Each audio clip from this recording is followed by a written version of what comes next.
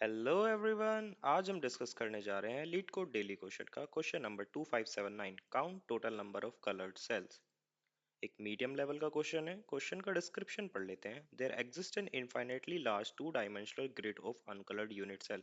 तो एक हमारे पास बहुत बड़ा 2D मैट्रिक्स है जिसका कोई साइज नहीं है, वो इनफाइनाइटली लार्ज है। You are given a positive integer, एक n पॉजिटिव इंटीजर दिया गया है जो ये बता रहा है कि आपको एक रूटीन या एक टास्क n टाइम परफॉर्म करना है। टास्क क्या है? एट फर्स्ट मिनट, सबसे शुरू में जब फर्स्ट मिनट होगी तो आपको कोई भी एक रैंडम सेल को पिक करना है ग्रिड से और उसको ब्लू कलर से डेकोरेट कर देना है। देन आफ्टर एवरी मिनट, जितने भी कलर्ड सेल आपके पास होंगे, जो भी सेल उन कलर्ड सेल को टच कर रहे होंगे, आपको उनको कलर करना है।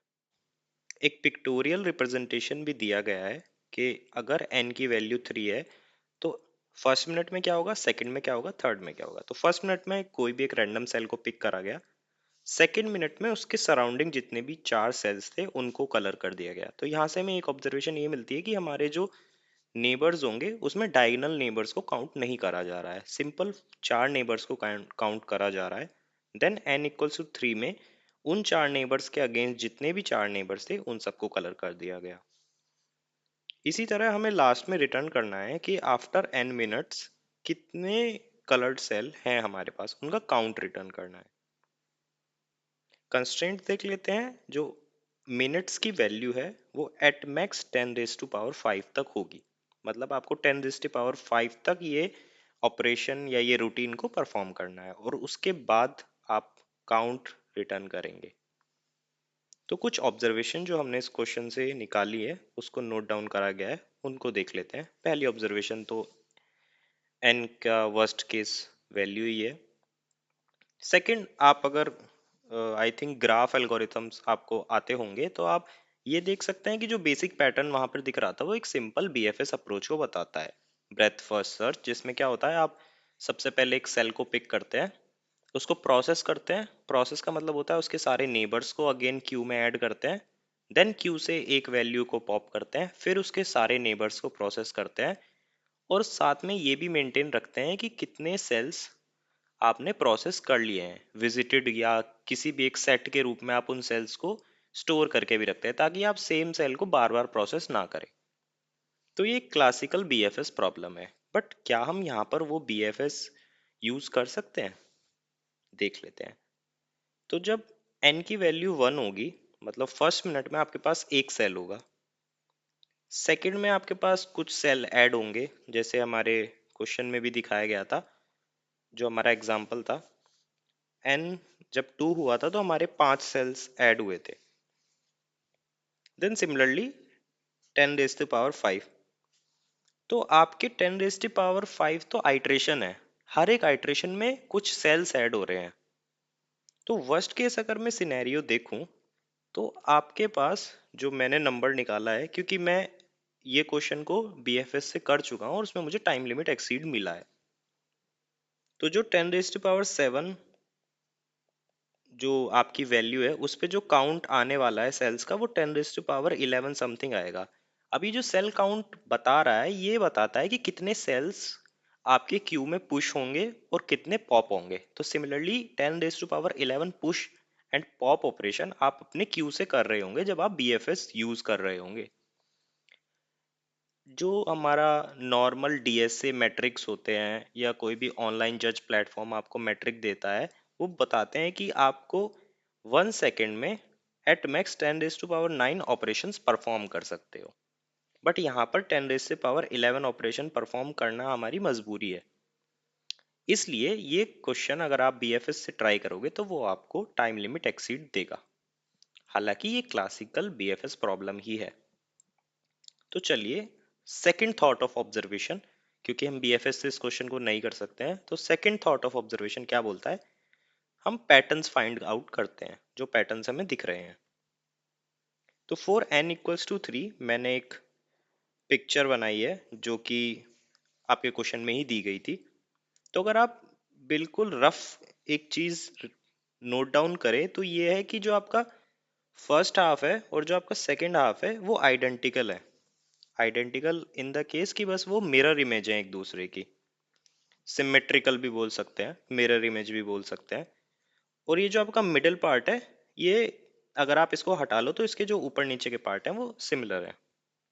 तो मैं एक चीज कर सकता हूँ कि मैं सिर्फ और सिर्फ ये जो मेरा पार्ट है, अगर मैं इतना करूं, अगर मैं इसका आंसर निकालूं और इसको ट्वाइस कर दूं, इसके आंसर को ट्वाइस कर दूं, तो कुछ हद तक मुझे आंसर मिल जाएगा। इन दी एंड मुझे क्या करना होगा, जब मैं वो ट्वाइस कर लूंगा उसमें मुझे ये ऐड करना होगा, सेंटर वाला। या दूसरी टैक्टिक्स ये भी बोलती है कि मैं यहां तक पूरा, जहां तक n इक्वल्स टू 3 है, यहां तक मैं पूरा एक आंसर निकालूं, इसको ट्वाइस करूं और फिर माइनस कर दूं ये सेंटर वाले जितने भी मेरे काउंट्स है, क्योंकि ये 2 बार, जब मैंने ट्वाइस करा होगा तो ये 2 बार आ गया होगा। ठीक है, आगे देखते हैं हम किस अप्रोच से जाने वाले हैं। तो हमें पैटर्न तो दिख गया। अब मुझे कैसे पता कि ये जो पूरा ऊपर का हाफ है इसका सम कितना बैठेगा? तो हम एक बार ट्राई करते हैं कि n equals to 1, n equals to 2, n equals to 3 में क्या कोई हमारे पास कोई ऐसा पैटर्न हमें फाइंड आउट हो रहा है या नहीं। तो जब n इक्वल्स टू 1 होता है हमारे पास नंबर ऑफ सेल्स काउंट होते हैं 1 उस लेयर में। ये n इक्वल्स टू 1 की लेयर है, ये n इक्वल्स टू 2 की लेयर है, ये n इक्वल्स टू 3 की लेयर है, उस लेयर में। तो अगर हम नोट डाउन करें तो 1 पे 1 है, 2 पे 3 है, 3 पे 5 है। तो एक पैटर्न हमें दिख रहा है कि जितनी भी n की वैल्यू होती है उसको ट्वाइस मल्टीप्लाई करके -1 करेंगे तो उस रो में जितने सेल्स होते हैं उसकी वैल्यू में मिल जाती है। ठीक है, अब ये क्या है, क्योंकि मैं इन दोनों को अगर माइनस करूंगा, इसको इसको माइनस करूंगा, तो इसमें +2 का हमारा क्या बोलते हैं, जो अर्थमेटिक प्रोग्रेशन में हमारा डिफरेंस होता है वो यहाँ पर डिफाइन हो रहा है। तो ये एक पूरा अर्थमेटिक प्रोग्रेशन है।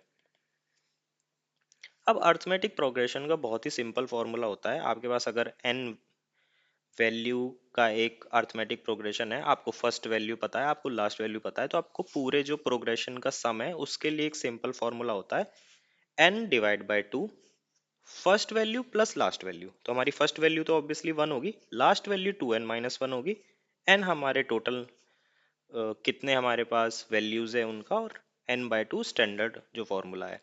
अगर मैं इसको सॉल्व करूंगा तो इसका जो आंसर आएगा वो आएगा n²।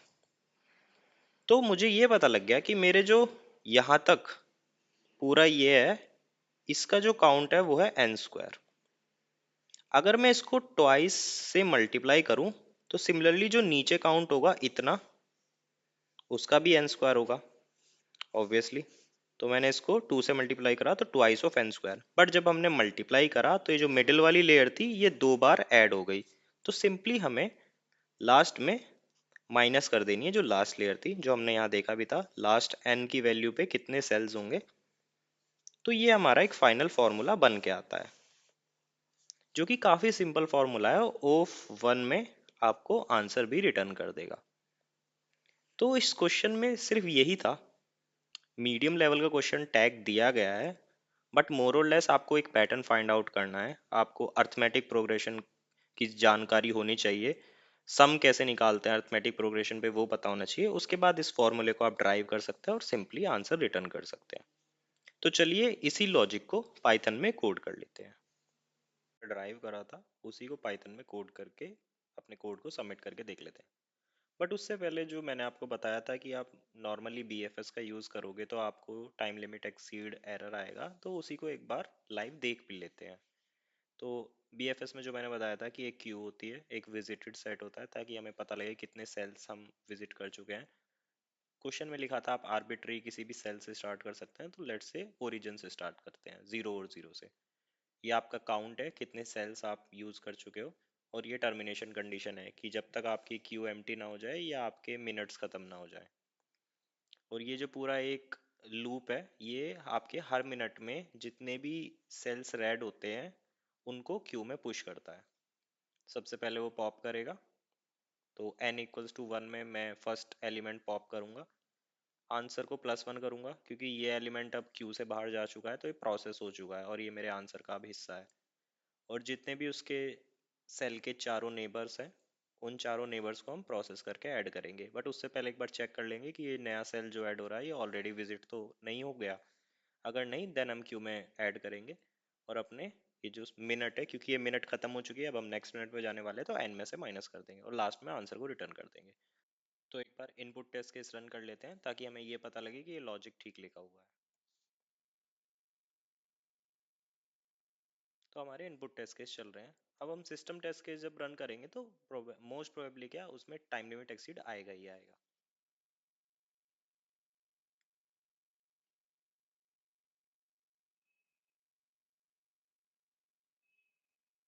तो हमारा टाइम लिमिट एक्सीड आ चुका है।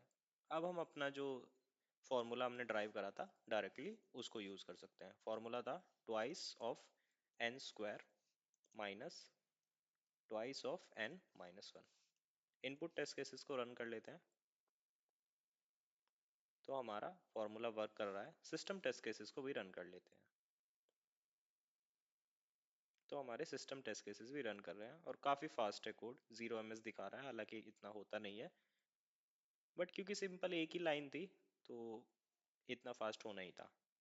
तो आई होप मेरी वीडियो को देखने के बाद आपको काफ़ी बेटर अंडरस्टैंडिंग मिली होगी इस क्वेश्चन को करने में।